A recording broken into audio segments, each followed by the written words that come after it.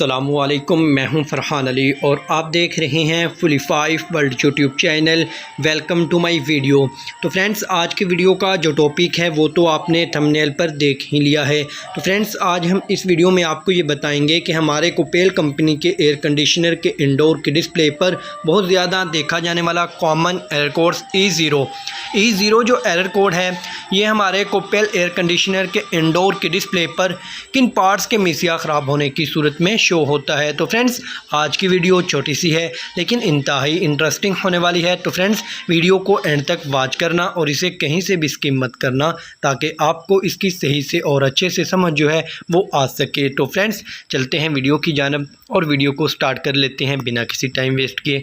तो फ्रेंड्स, अगर आपके घर में या आपके ऑफिस में कोपेल कंपनी का एयर कंडीशनर लगा हुआ है और आपको इसके इंडोर के डिस्प्ले पर E0 का एरर देखने को मिलता है, तो फ्रेंड्स ये एरर आने की वजह है indoor EP room error faulty. तो फ्रेंड्स, इंडोर के अंदर जो पीसीबी किट लगी होती है, इस पीसीबी किट के अंदर एक डिवाइस लगी होती है जिसे हम ईपी रूम कहते हैं। फ्रेंड्स, आप इसे स्क्रीन पर देख भी रहे होंगे।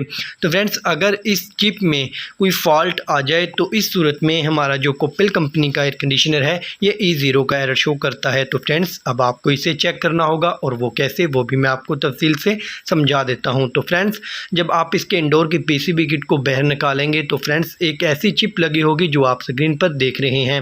फ्रेंड्स, अगर ये चिप यहाँ से जल जाए या उतर जाए या इसका जो पीछे इसकी बैक साइड पे पीसीबी किट के जो शोल्डर लगा होता है फ्रेंड्स, जिससे इसकी जो पिन्स होती हैं ये जुड़ी होती हैं, अगर ये शोल्डर उतर जाए तो इस सूरत में भी ये E0 का ही एरर शो होगा। तो फ्रेंड्स, हमारे कोपेल कंपनी के एयर कंडीशनर के इंडोर के डिस्प्ले पर जो E0 का एरर शो होता है वो इस डिवाइस के ख़राब होने की सूरत में ही आता है। तो फ्रेंड्स, आपको इस डिवाइस को अच्छे से चेक करना होगा। अगर इसकी शोल्डर उतर जाए, ये उखड़ जाए, ये जल जाए, वर्किंग के काबिल ही ना रहे, तो इस कंडीशन में E0 का एरर शो होता है। तो फ्रेंड्स, आपको इसे चेक करना होगा और इसे रिपेयर करना होगा। अगर ये जल जाए तो आपको इसे रिप्लेस करना होगा, इसकी जगह आपको न्यू चिप को लगाना होगा। तो इस तरह जब आप दोबारा से अपने एयर कंडीशनर को ऑन करेंगे तो फ्रेंड्स, आपको इसके इंडोर के डिस्प्ले पर जो कुछ देर पहले E0 का एरर देखने को मिल रहा था, लेकिन जब आपने इसके फॉल्ट को ट्रेस किया और उसे रिपेयर किया, जब आप दोबारा से इसे ऑन करेंगे तो फ्रेंड्स, आपको इसके इंडोर की डिस्प्ले से E0 का एरर जो है ये रिमूव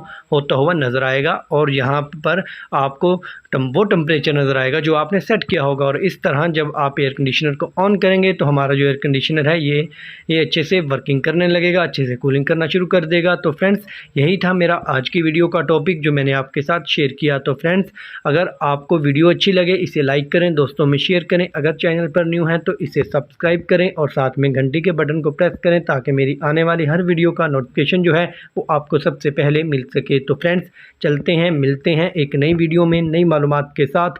तब तक अपना ख्याल रखिएगा। अल्लाह हाफिज़।